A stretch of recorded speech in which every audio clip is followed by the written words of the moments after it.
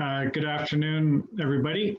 I know quite a few of you, and it's nice to connect again.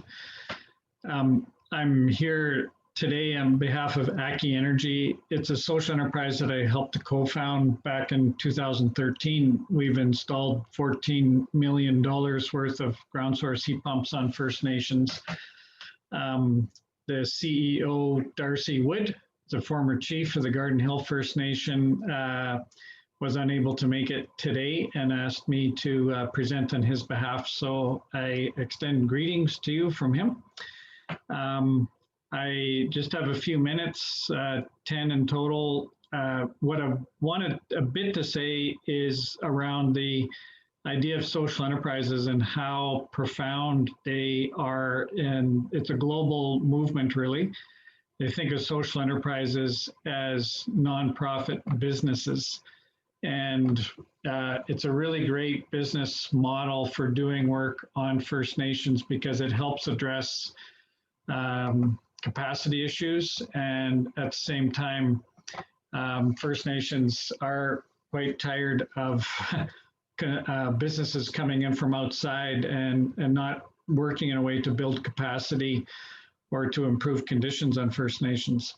We're headquartered at this beautiful building, the Social Enterprise Center in Winnipeg's North End, 30,000 square foot industrial complex for social enterprises.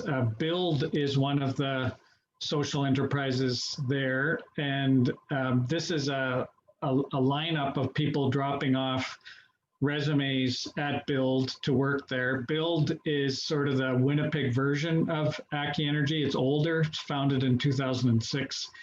And we've lowered utility bills in 10,000 low-income households in Winnipeg, both energy insulating, but all some high-efficient natural gas furnace installation and also water retrofits. Build does a lot of other kinds of work as well, including apartment turnovers for Manitoba Housing. In fact, our group of social enterprises now does about $6 million a year for Manitoba Housing. And it's a relationship, it's called social procurement. That's a very, very exciting. Winnipeg is now the last major city in Canada to have a social procurement policy. They're moving slowly in that direction, but I think it's quite exciting both for the sustainable buildings industry, but also for poverty reduction initiatives. And you can see this lineup, it's very exciting in that there's a lot of people who aren't working in Winnipeg now and they want to work, and the green economy is an excellent place to connect them to, because I do feel that Winnipeg's defining issue is connecting the people who most need the work with the work that most needs to be done, including people like Chris and David here, who got their start in carpentry, insulating basements in Winnipeg's North End. Aki Energy was founded in 2013, and we recognized that we needed to get going on First Nations. And these are all the First Nations where we have done work. Most of the single-family dwellings that we've installed ground source heat pumps are in southern Manitoba, mostly around Fisher River Cree Nation and Peguis First Nation. And we started using this financing model. Funding is a very great tool for trying something out or for testing something. It's a very poor tool, money tool for scaling things that we know that work very well. And we worked with Manitoba Hydro in this pay-as-you-save model, and this is the tool by which we've done most of the financing of the ground source heat pumps. And it's really a very, very powerful tool. Manitoba Hydro provided us with resources up front, and they put a charge on the utility bills, which they continue to collect until they get all their money back. And what's left over is net savings. And I think this is the type of tool that can be used in Winnipeg and elsewhere to really make a business case for ending the expansion of natural gas service, especially to new homes, where the low-hanging fruit really resides. The downside of this model is that it only captures one benefit of our Aki Energy's work, and we also employ a lot of people that were previously on social assistance. There's the carbon reductions, the employment benefits, and so and benefits to Manitoba Hydro. So we're able to develop a new tool to really capture what we think is the business opportunity here in Manitoba. But we've gathered a lot of housing experts and First Nations, and we feel that there are quite easily 10,000 houses in Manitoba alone that are very good fit for ground source heat pumps using a model similar to what I'm talking about, and keeping in mind that the net cost to government is actually negative by using really clever financing tools such as pay-as-you-save financing.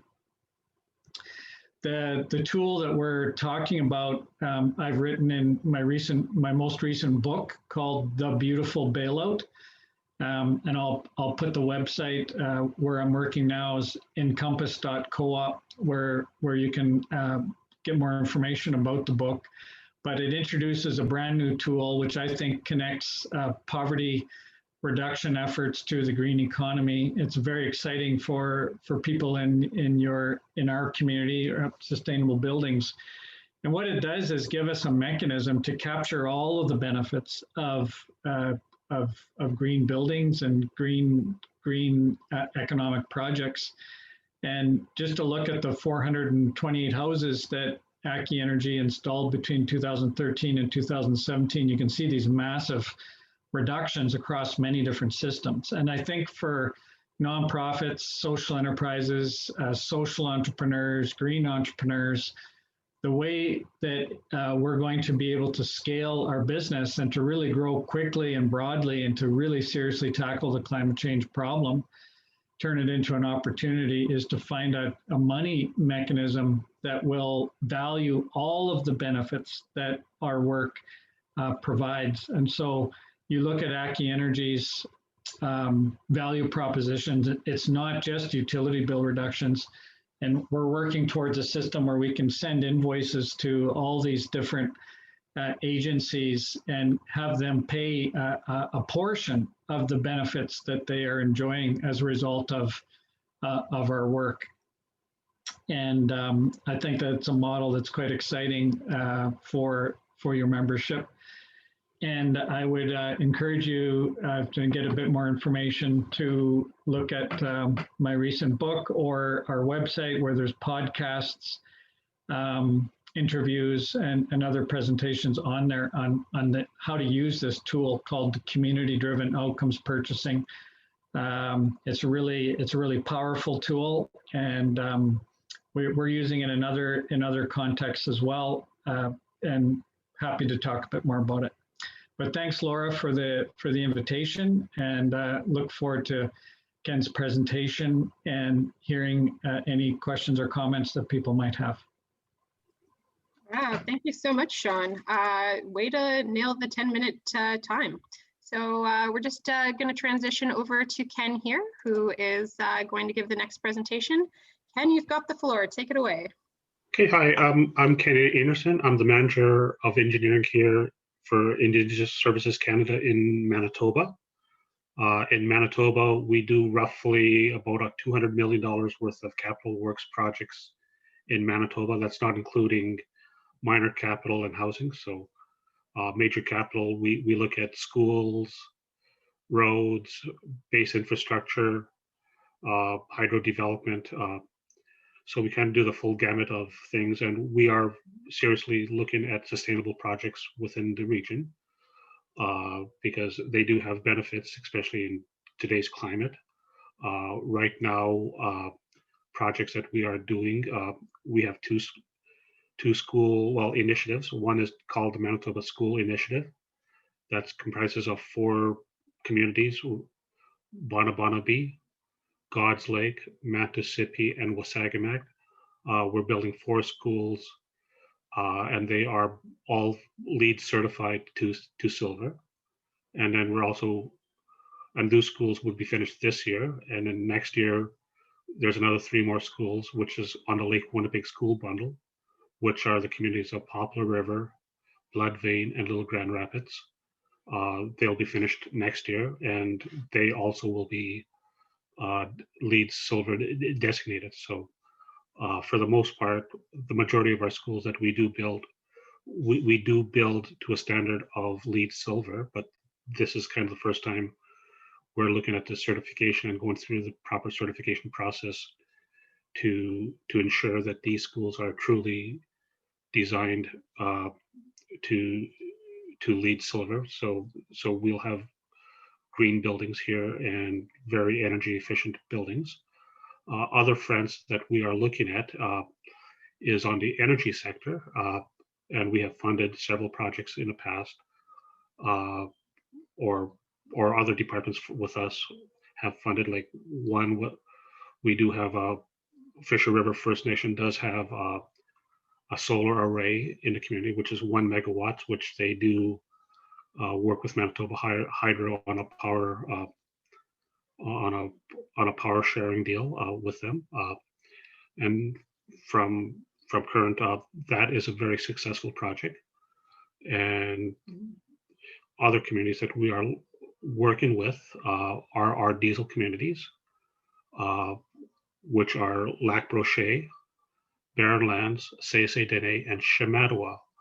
In all four of these communities, the existing diesel generation was installed roughly about 20 years ago, and we're getting to the time where these plants have to be expanded. Rough estimates to expand these plants are roughly in the order of about $300 million. By looking at some sustainable projects to kind of extend the life, we could potentially gain 5-10 more years by looking at solar, potentially geothermal, and some biomass type of projects in these communities. One community that has kind of moved forward in this front was Lac Brochet, which is a community of about 725 people on reserve. They do have a solar array of roughly 282 kilowatts.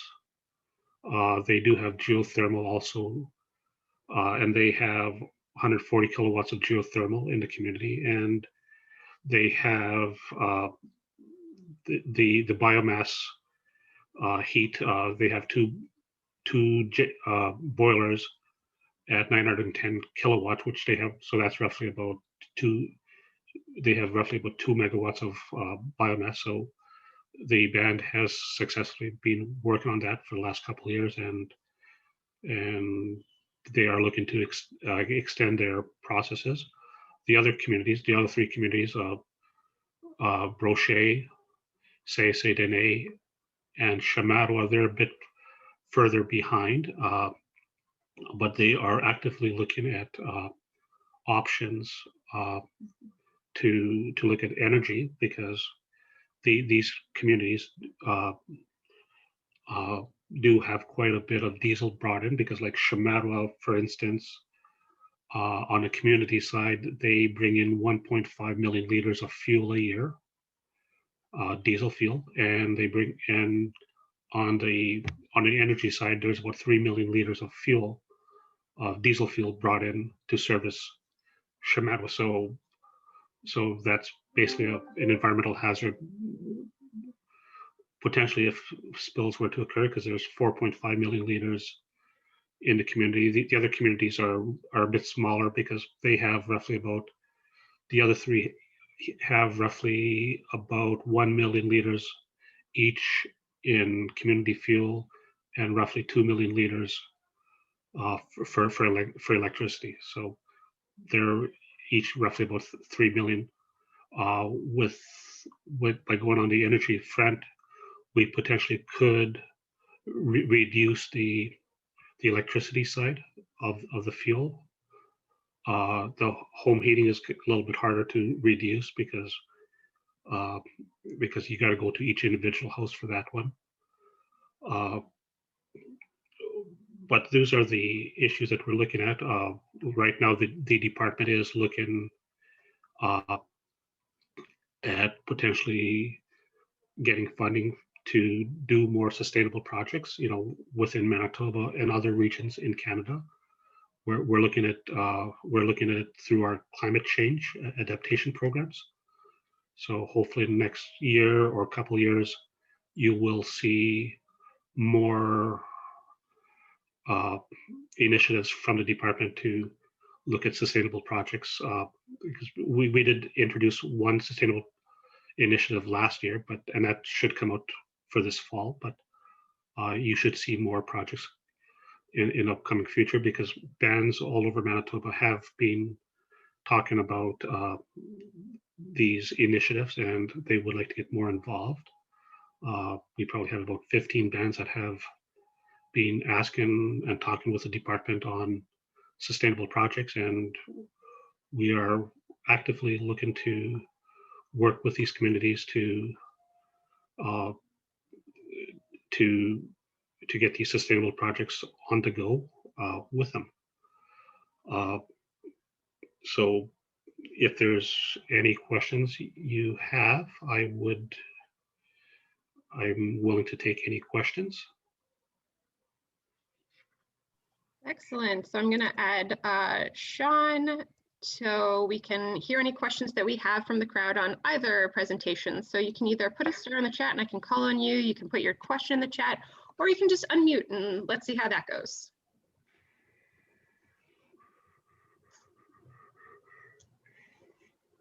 Oh, this is the moment that elevator music would be really helpful. Da, da, da, da, da.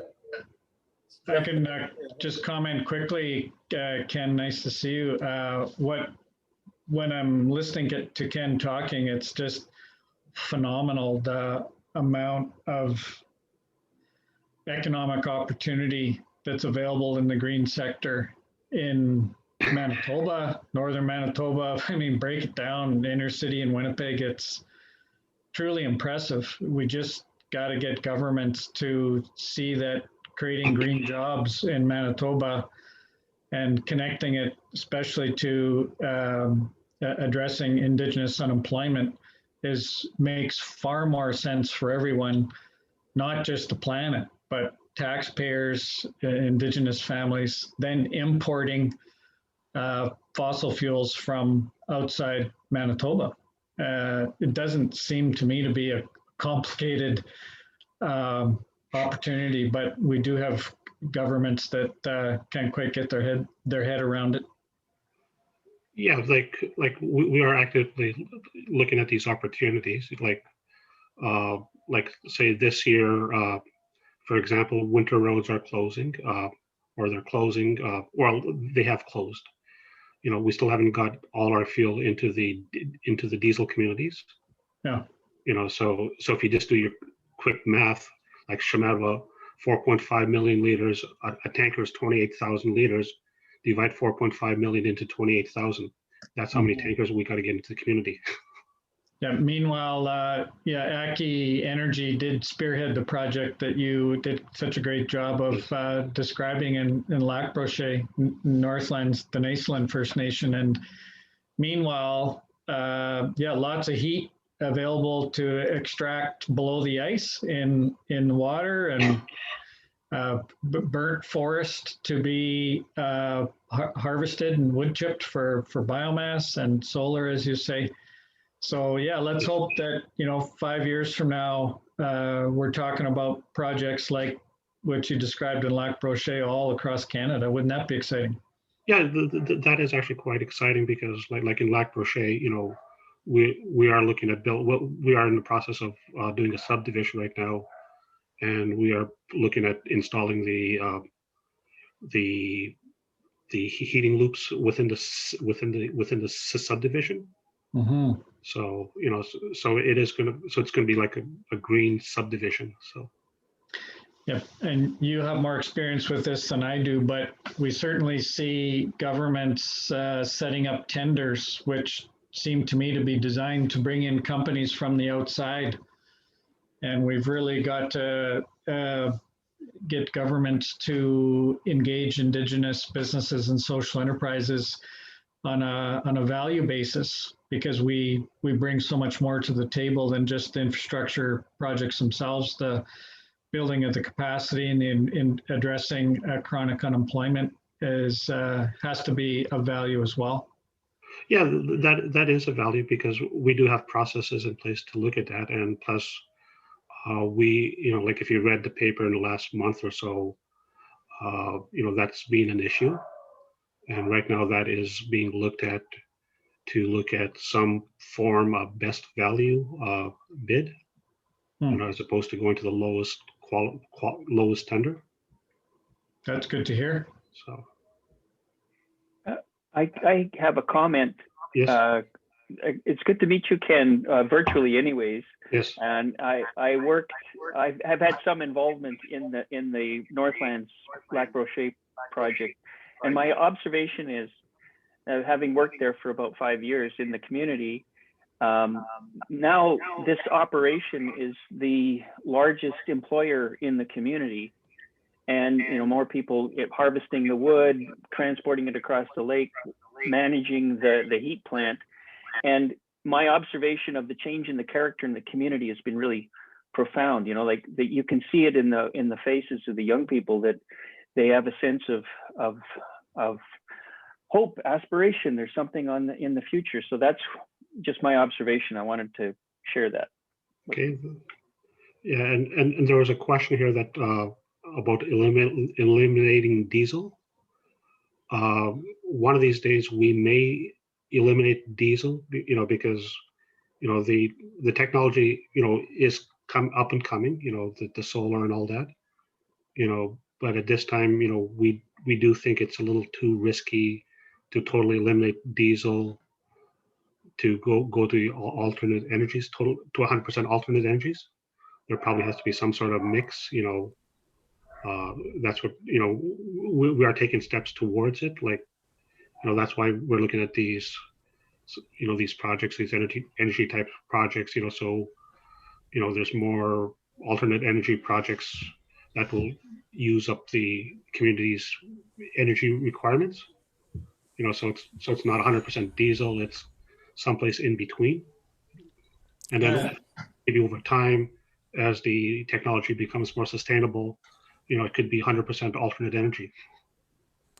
What we're encouraging governments to think about is to move away from trying to identify what the technological solutions are, and instead just simply say, like if governments were able to say that we agree to pay for renewable electricity or renewable heat what we were going to pay anyway. That creates a market for solutions, and it opens up a revenue stream to attract investment into these communities for social enterprises, First Nation-owned utilities to partner with experienced companies to deliver the renewable heat and the renewable electricity, and can do it. And you're right, Ken, and it's good to do it on an incremental basis as people get comfortable. It's also good to, like we've done in Lac Brochet, to provide backup. So the biomass system backs up the lake-based geothermal system. But if the markets are there, then we're going to be able to do much more than if we stick to a funding approach. And I think we'll see First Nation-owned utilities that are providing their own renewable heat and renewable energy and creating employment, which Kurt, great observation about this project in Northlands, Deniseland First Nation being such a great employer. Yeah, because that's the way that we are going, because like one of the issues that we do have, especially with diesel, like diesel is extremely dirty. I haven't totaled the dollar value up, but I would guesstimate that we've probably spent $40–50 million in just fuel contamination cleanup. So by moving to greener energies, we don't have to do as much cleanup. So Lee's asking about district geothermal system. Yes, it is. The loop is buried in the lake. Yes. So just because it's so far north, there isn't that balancing of heat going back into the land, and we didn't want to interfere with that permafrost. So it's similar to what's at the forks. The loop is put in the bottom of the water body, and when it's minus 20 outside, below the ice, the water is above zero, obviously, or it would be frozen. So, and I think there's a cluster of 14 buildings that are hooked up to the lake-based geothermal system. It's very exciting. And the lake-based geothermal system is backed up by a biomass system, which in and of itself has its own backup. So, but I really encourage people not to focus on the technological solution. The problem isn't the lack of technology. We've had First Nations did a very nice job of heating their buildings before contacts. And that part is not the problem. And the tendency is to think, oh, this is a lack of technology, or we need new technology. The problem is how the money is moving. It's moving in a very colonial fashion and moved in a way to benefit companies from outside. And we've got to set up the revenue streams so companies like Ken's can realize the business opportunity of working with First Nations so that they are able to deliver their own renewable heat and renewable energy, and let them figure out whatever is the most appropriate technological solution. But you can read in some of my books, like An Army of Problem Solvers, how the government of Canada came along and told Aki Energy, you can't use the pay-as-you-save system. In other words, they're saying everyone in Manitoba can use Manitoba Hydro's pay-as-you-save system unless you're a First Nations family living on a First Nation. So it's very colonial. And we've got to make sure that First Nations have all the same tools that the rest of us have. And I think utilities are a big part of that. And wouldn't it be exciting to see a First Nations owned and operated utility that is working with these 4 off-grid communities in Manitoba, and seeing people like Ken driving that process? Yeah, that we do see the benefit there, because there are other benefits there with the increased employment.